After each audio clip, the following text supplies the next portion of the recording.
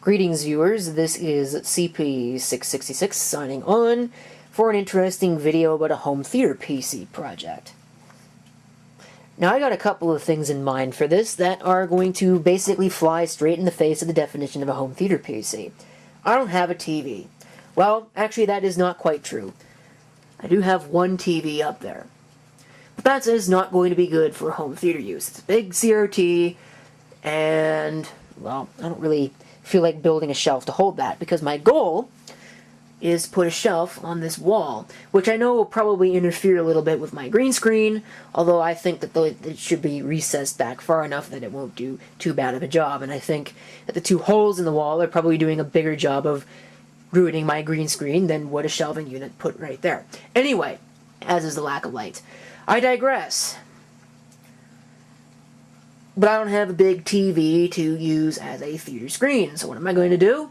Well, I'm going to take the lazy man's approach, and I'm going to grab a monitor, such as that one that's sitting right there, or really any of the other monitors that I got sitting around, and I'm going to put that on the shelf, and I'm going to use that. Now, the only real downside of using one of these is that it's only 4x3, but I don't have anything that's 16 by 9, so I'm going to have to use 4x3 anyway. So that won't be too bad. And I never watch YouTube full screen anyway, so I figure if I full screen it on that, it's pretty much like watching YouTube on YouTube without it in full screen on the big machine sitting over there. So it won't be that big of a deal. Of course, the problem is that, well, I can't really put a computer behind here. That is not going to work. And I can't put a computer on this shelving unit right there. That is obviously not going to work.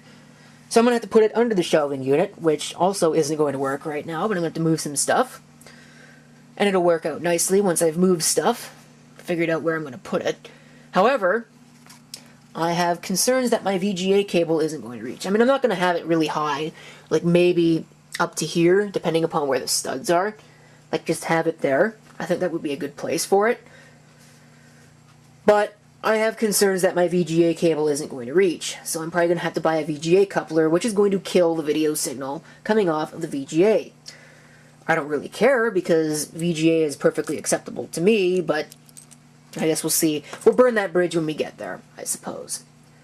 Plus, this whole thing gives me an excuse to use some hardware that I've got laying around that isn't otherwise going to do anything and is going to just lay around and get in the way.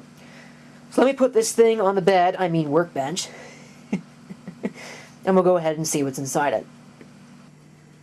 Alright, this system was actually recently evicted from NAS duty, because the case is really not designed for that, and neither really is the motherboard. This is that Northern Micro Spirit that I picked up at the thrift store for $13. I have made one modification to the case, you can see that there. Underneath that is completely open grill. And I don't like that idea because it's going to be sitting under that thing where I can't access it and dust it off, and this place is dust central, so I'm going to try and minimize the number of holes in which dust can get in. I know there's that one right there, but that one's got a filter in it, so hopefully this is going to be enough to keep this thing cool. I kind of doubt it. I might have to remove that anyway. Not really going to do much with this system. It's got a Pentium 4 3GHz CPU in it. I might see if this board will accept Pentium Ds, but I don't have any thermal paste, so I'll have to go buy thermal paste if I'm going to do that upgrade. So I might not even bother. I'll see what kind of performance I get out of the Pentium 4 3.0. Should be more than capable of watching YouTube, given it's a socket 775, although I could get quite the surprise. I don't really know anymore. Anyway, of course a Pentium 4 is really not good on the modern web, so I might just upgrade it to a Pentium D anyway. Having said that, huge digression, I'm not going to do any other changes. However, I do want to get rid of the onboard video, because this thing only has 2 gigs of RAM in it. I can't upgrade that any further. So I have this, you can't really see it, but there is a Radeon X1600 Pro in it. Back when that was new, that really was something. I paid $350 for that, just so I could get the arrow effects in Windows Vista back when Windows Vista first came out. It did that, but Really didn't do much else. So I'm going to have to find my screwdriver, I'm going to get the cover off, and we'll install that video card and give it a brief cursory inspection. Well, damn it. That Radeon X1600 Pro that I thought was going to be such a good idea is not such a good idea after all, because take a look at that. The camera will focus on it instead of the SATA cable. Let's get that out of the way then. Well, it's still not focusing on it. You can see it, that black thing there. That is a PCI Express slot. An AGP card is not going to fit in that. So I'm going to dig through my collection of PCI Express video cards. I don't really think I've got very many, and what I do have is not going to be much better than the onboard video. I might put it in there anyway just to get rid of the onboard video, but I'm not going to keep my hopes up. Yep, just as I suspected, I've got two PCI Express video cards. I got this one right here, which as you can see is obviously meant for a small form factor machine and of course won't fit unless I remove the back cover, slot blank. And I have this one. Judging by the size of the heatsink, is probably a piece of crap. Might use it anyway though. Like I said, just to get rid of the onboard video. I'm sure it doesn't even work. I also just realized I'm going to have to move this because that can't be there in order to... Well, you probably didn't even see it, but I've got that little speaker thing in the front, which is, again, one of the reasons why I want to use this system. But that is not going to fit there. It looks like this is actually bent. I wonder how that happened. What if I could bend it back? I don't want to break it. Probably got bent when I threw the system across the room. But anyway, I'm going to have to get that out of there and move that in another slot. Because I don't really plan on using the expansion card slots in here, I'll probably just put it in one of these empty expansion card slots. Maybe even this one, which has got this crappy blank in it. But I gotta stop yanking and start working. Well, there it is. I hope it works. The fan is actually good on it, through some miracle, or at least it seems to be okay.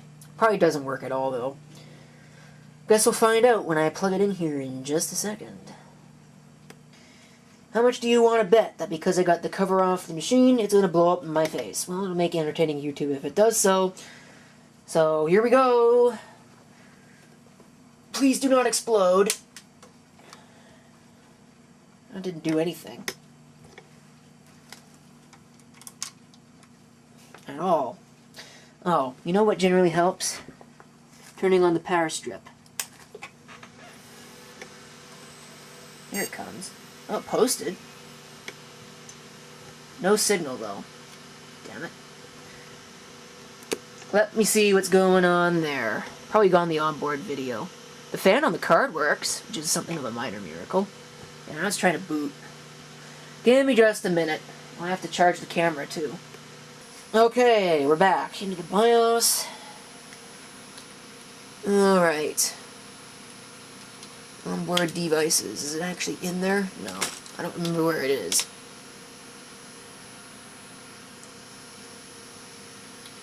PCI? Are you kidding me? PCI Express internal VGA. I could disable it. No, probably not a good idea, actually. Maybe I'll just enable it and give it 1 megabyte. That should be good. F10 to save and exit, and I'll change my monitor. Let's see if it actually works.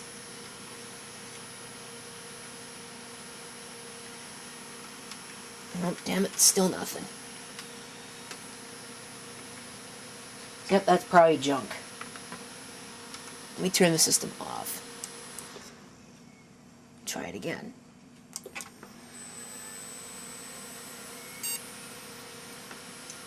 There we go. So that's much better. It's not broken or anything. I can't believe it's actually working. It came out of a scrap pile. So that's not too bad. Let me get some install media. I'll put the case back on the machine because I'm assuming the video card works. Like a total boss. You only live once, and I like to live dangerously. And we'll see what we're going to install on this thing. I'm probably going to install Windows first. Okay, so One thing I think I forgot is that auto power on is on, isn't it? I guess it isn't. Or it just doesn't work. Or maybe the system died once I put the cover on it. Or did I plug in the wrong power cord? No, the system must have died. Of course, once I put the damn cover on it, it dies. Oh, there it goes. AC power on is last state. Alright, so that's good enough for me. Go into the hardware monitor, check out the temperatures. Wow, that CPU is roasting. Okay, English. Next, install. I have no idea what video card this actually is, other than a piece of junk. Because that's pretty obvious when you see the size of the heatsink. The heatsink is tiny. I mean, like, even this card here has a bigger heatsink than that did. I assure you I read the license agreement very carefully. Custom install on the whole disk. Now it will begin to copy files. Have to see how many drivers this thing will need when it's all said and done. Okay, preparing your desktop. We must be getting closer. So because my network works, I am going to connect it to the NAS it needs to be connected to, and I'm going to connect it probably to my program install NAS so I can get some programs installed, maybe get some drivers loaded onto it. And then I'm going to move on to Linux because I don't want to be sitting here for the next 12 hours installing updates on this thing. Well, apparently this is taking longer than I thought. In order to do this, I hope it's still working. That flashing light like that really isn't filling me with confidence. Yep, video card is not loaded, and it is not getting an IP address. I'm going to have to assign it one. It's not going to create any conflicts on my network, which is kind of bad because I don't know what's assigned what. Should have kept track of that. Okay, so I'm going to do all that, and then we'll see where we go from there. Okay, so I've assigned it an address. Screw the home group crap. Nobody needs it. Now we have internet access. Yay! So, let's see. I'm going to hook it up to my NAS and we'll do all that mess. Well, that's interesting. Apparently it's got drivers for everything except the video card. That's kind of cool. Saves me a little bit of time. So I'm going to run a Windows Update run. See if it will find these on its own. I still got to wait for a disk to burn anyway. And if it does, then, well, great. If it doesn't, then I'll just load Linux and see what Linux has to say about the video card. And that should tell me what it is so I can get the appropriate driver. Oh, it did pick it up. Look at this. It's an NVIDIA graphics card. But it's only a GeForce 310. Ouch. Okay, ran the Windows Experience Index, and this is what we get. Not exactly great. Not terrible either. Could certainly be worse. 4.1 for the CPU, 4.9 for the RAM, 4.9 for the video. I'm actually surprised that the video scored as high as it did, considering it's just a lowly GeForce 310, which, as you can see, is actually loaded. Go into the device manager now. Oh, I activated Windows as well. Can't forget that. We get NVIDIA GeForce 310. So whether or not I leave it in there, I don't really know yet. I'm still waiting for my disk to burn because it's going very slowly, which kind of sucks. But gotta do something, so I guess I'm going to install more updates. Okay, the one thing I need to do, because apparently the headphones have been changed to the default. The speakers need to be the default. so that way my sound comes through. Okay. Because if I'm going to be plugging in anything into a headphone jack, it's going to be on that set anyway. I'm still waiting for my disc to burn. Well, I tested YouTube, and like I suspected, the video was not the best. It could play 360p, but it was a little stuttery. And I'm wondering if maybe that's partially because Windows updates are installing in the background. However, I have good news. Local video playback is pretty good. Ever since I upgraded my bedroom TV to this Sony Bravia that has its own built-in speakers, I haven't needed these Sony tower speakers that were in the corners of my bedroom, originally connected to my old plasma TV that didn't have built-in speakers. The other good news is that I thought those speakers, speaking of speakers, the speakers on this system were going to be, too quiet and lo-fi for this application, but they're really not too bad. It's actually pretty loud. Now, I do have it turned up a little bit, actually almost pretty much all the way. However, it's filling the room with sound. I could probably get away with turning the volume down a little bit more, and it would still be good enough for me to listen to it if I'm sitting on this bed and the computer is sitting down there. I have to see. It'll take a little bit of experimentation. That's good enough for me.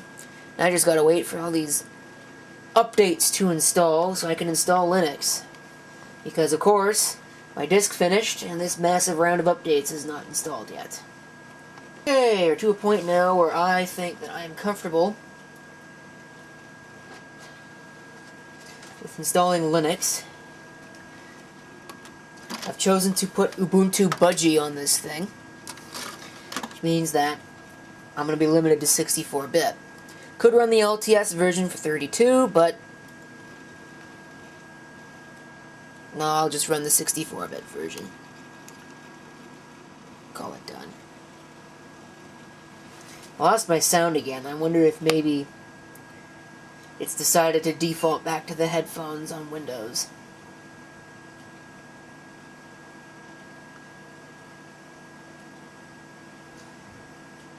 Not the fastest thing to complete a power-on self-test. I wonder if I could speed that up. I think I can if I change the... No, it's booting into this. I wonder why. I'm gonna have to look into that. I think I had that problem before, and I couldn't figure that one out. Well, I think my optical drive isn't even working.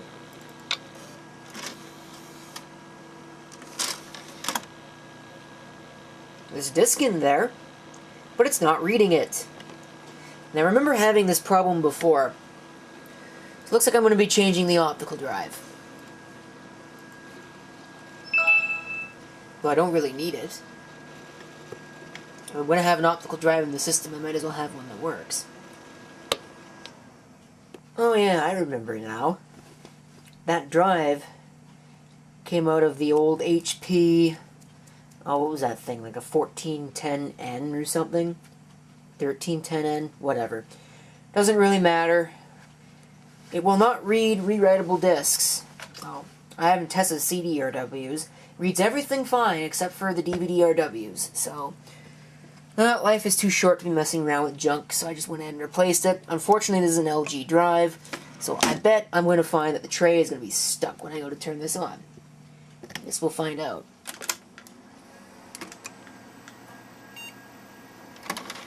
Oh, it wasn't. Wow, that's impressive. But I have no frickin' video. Wonder why that is. Must have had the connector come out of the... Yeah, the connector came out of the back of the machine. Okay. Oh, that's working well. Looks like it locked up. Okay, well... This thing has a reset switch on the front. If I can find it. Maybe there is something wrong with this video card. Where's the reset? I can't find it. There it is. Probably end up being stuck with the onboard video. Which I would really appreciate if I did not. That would be nice. Got a little bit farther.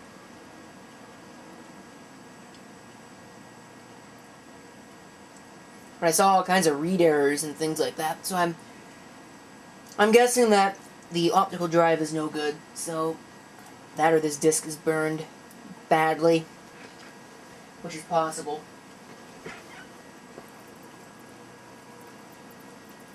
So I wonder if anything's going to come up, or... Yeah, that's not working.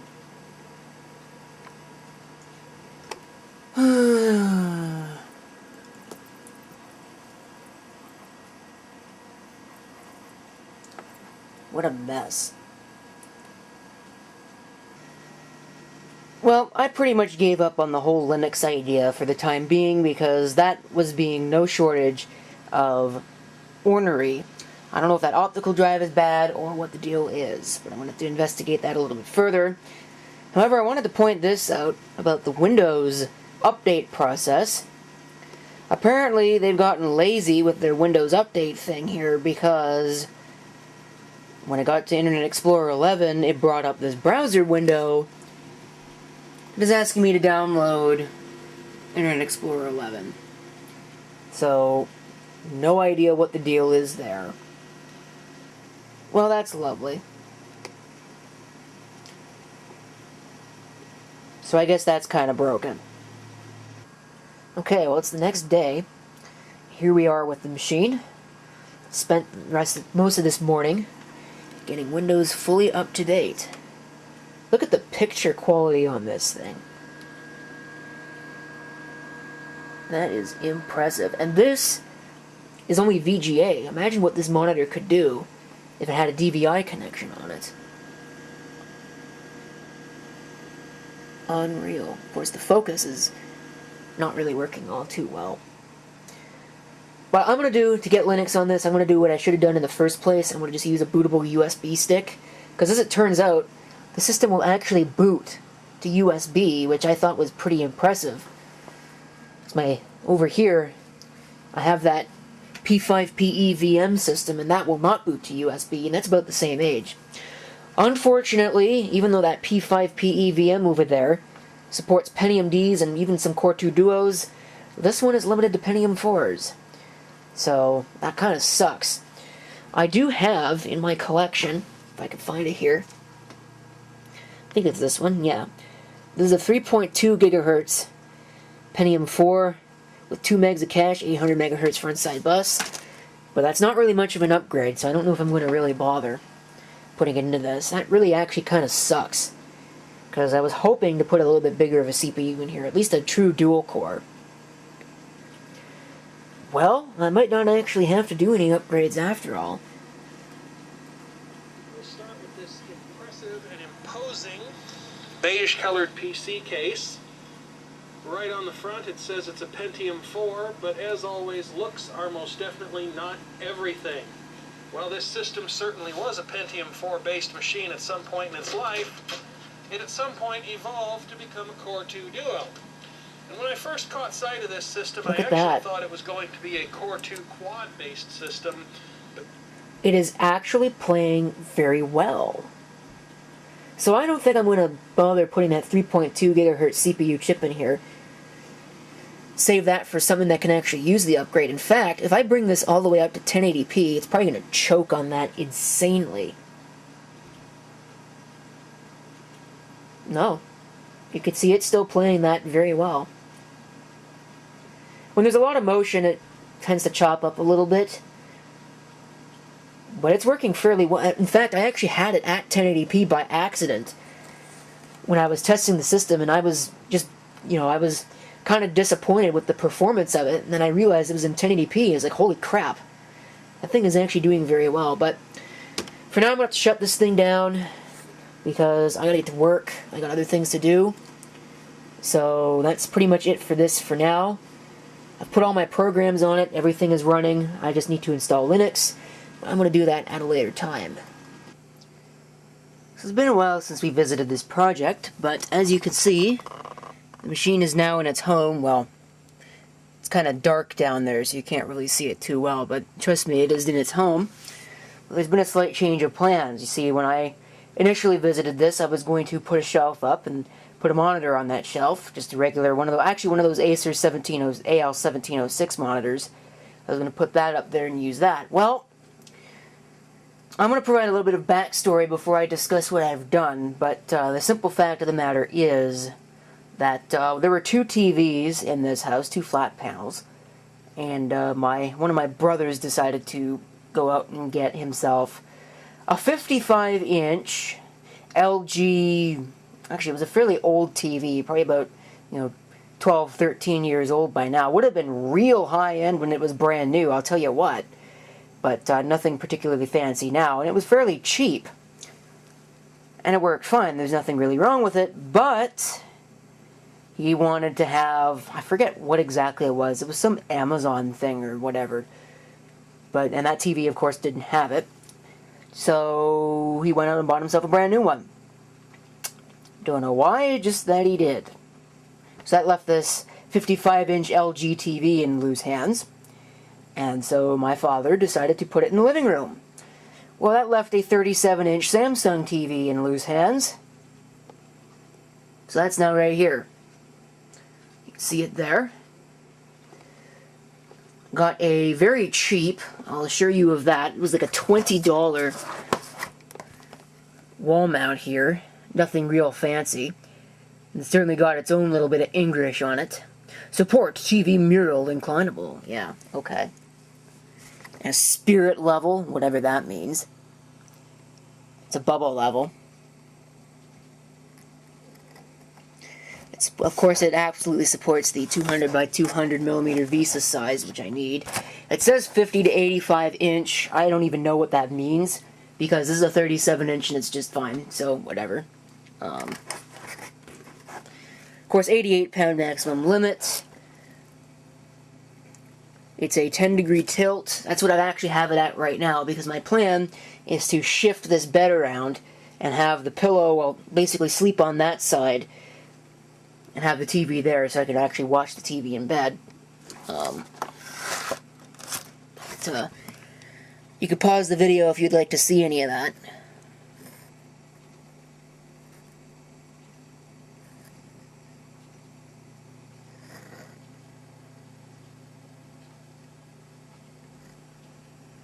Funny enough, they actually list only a European office. It's kind of strange.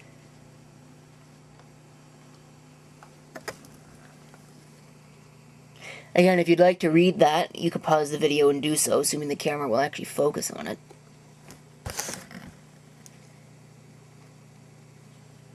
Come on. There we go.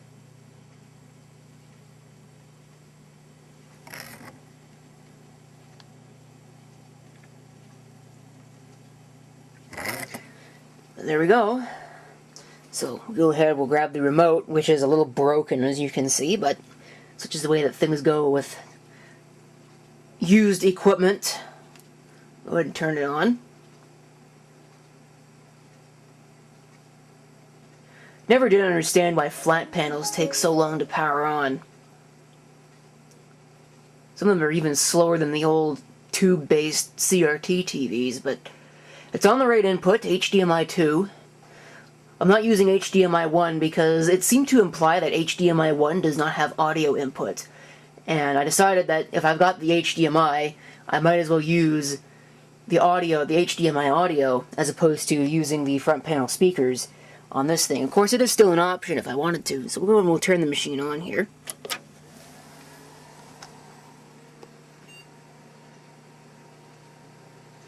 Here you can see it come on there.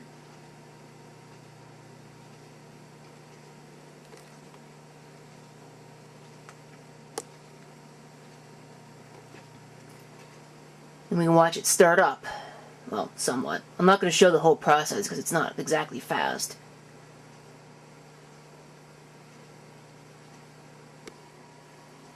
I think it looks pretty good. And believe it or not, even when it's driving this massive display, which by the way is 1080p, it can still manage to play HD video. Kind of odd. Full screen too. I had YouTube up on it, and I'll bring it up here in a few minutes. We'll have a look at it. it still can play it. Now, is it playing it perfectly? No.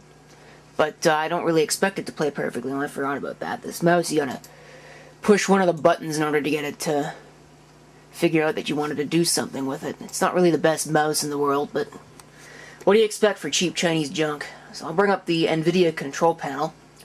There was something I did need to do, and that was to adjust the desktop size. I went in there and had to enable desktop resizing.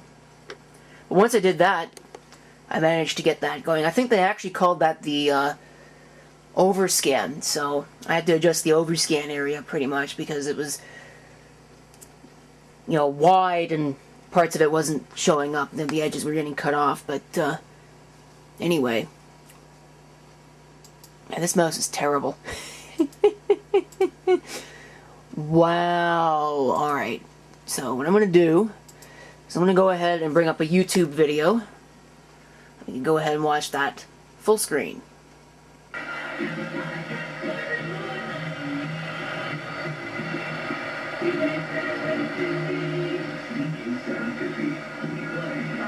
Hopefully we'll be seeing this on Monday or Tuesday. I just got home from work not that long ago. I don't even know what time it is. Oh, it's 6:06. This is a 1080p video. Doesn't seem like I've been here that long. Anyway, I'm about ready to take a trip out someplace and just for a little while.